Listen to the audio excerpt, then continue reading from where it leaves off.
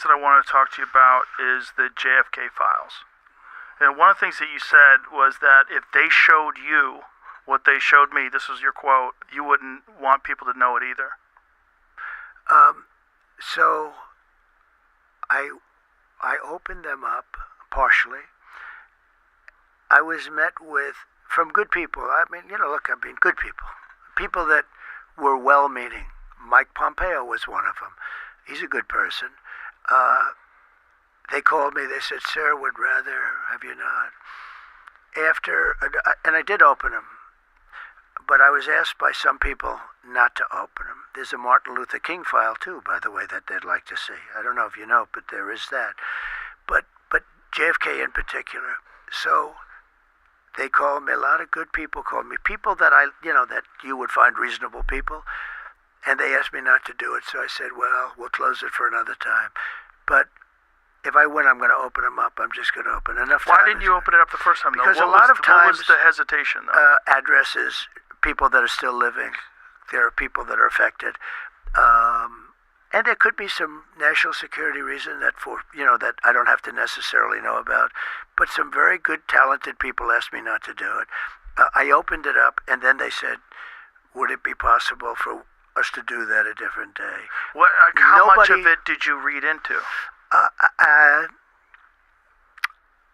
think it's going to be just fine to open it. Let me put it that way. I think it's fine. It's going to be time. It's a cleansing. It's really a cleansing. So I'm going to do it. I'm going to do it immediately, almost immediately upon entering office. Well, the thing, when people look at it from the outside, and you sort of imagine what could be a reason why they would not release those files, it would be there's people that were implicated in the assassination. Yeah. Well, when there are living people, you generally tend not to want to do it. When people are still living people that formerly work for the government. And living people that were somehow involved in it, and you tend not to do that. But it's time to open them. I can't tell you whether or not they're going to find anything of interest. And I did partially open. I think I've opened 50%, but I was asked not to do it, and I thought that was a reasonable ask. But now I'm going to do it. I'm going to do it very soon. There's a lot of interest in it. One of the things that There's a lot of interest in the people coming from space, Yes. And I know you're interested in that. Oh, I'm very interested in that. How much did they tell you about that? A lot. Really? Yeah. What'd they tell you? How much can you tell? So how's that work? Is it like super top secret? I can tell, Tell me. Well, based on Hunter Biden, I can say whatever the hell I want, right? But no. But I interviewed a few people. It's never been my thing, I have to be honest. I have never been a believer. I have people that Area 51 or whatever it is. I think it's the #1 tourist attraction in the whole country or something. Area 51 in Las Vegas. Do you know that, right? Sure, I know what it is. So anyway, but it's a big tourist thing. So I interviewed jet pilots that say they saw something. If you saw them, you'd love to have them. I've had a couple in here. Commander David Fravor. I had him in, who had that sighting in 2004. Very compelling with video evidence, radar evidence. Ryan Graves. I don't believe his name, but I interviewed jet pilots that were solid people. Perfect. I mean, great pilots, great everything. And they said, we saw things, sir, that were very strange. Like a round ball, but it wasn't a comet or a meteor. It was something.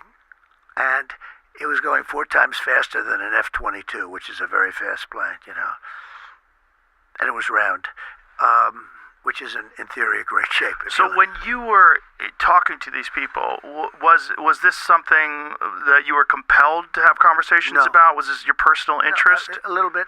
It's not a great interest for me, but it's a little interest.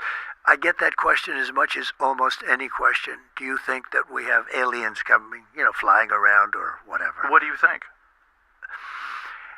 There's no reason not to. I mean, there's no reason not to think that Mars and all these planets don't have life, because... Well, Mars, we've had probes there and rovers, I don't think there's any life there. Well, maybe it's life that we don't know, but maybe there was life there at one point in time. This is a speculation about Mars, that Mars had an atmosphere at one point in time, a long time ago, that could support life. It also had large bodies of water, but we've had no evidence of even bacterial life that exists on Mars. But it's universe not is been a pretty big vast. thing for me. I mean, when I looked at what China did to this, they would have never done it with me, where they put the balloon up, and a lot of people thought for a little while that was Right. one of these things. So, Well, that's a lot of the speculation too. That some of these drones that hover over battleships, that these are Chinese drones, and that they're not UFOs. They could be also. There's some super sophisticated. But I did interview, let's say 3 or 4 guys and without tremendous interest, if you had them, as I said, you'd love to have them as your children. Solid,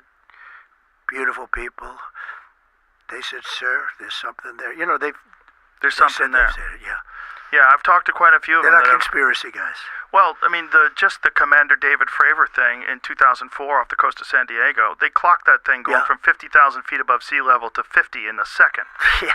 They don't know what it is. That's tough to beat. Yeah, they saw something in the water. It was hovering over that something that was making a disturbance in the water. They got video evidence of this thing. 2 different fighter jets with pilots in them saw it. There's, visual evidence, photographic evidence, video evidence, radar evidence. Whatever the hell it is, it moves in a way that would turn a human being into jello if they're inside of it. The G-force, no one would survive. Oh, so what is that? And it doesn't have a heat signature. They don't know what their propulsion system was. But when you fly in some of these jets, these pilots have to be in great shape. Oh yeah, I flew with the Blue Angels once. Yeah, I got to fly. I guess it's an FA-18. And those are older machines. And they're crazy. When you fly in some of these things, oh my God, amazing. Yeah, but I can imagine. You got to be special.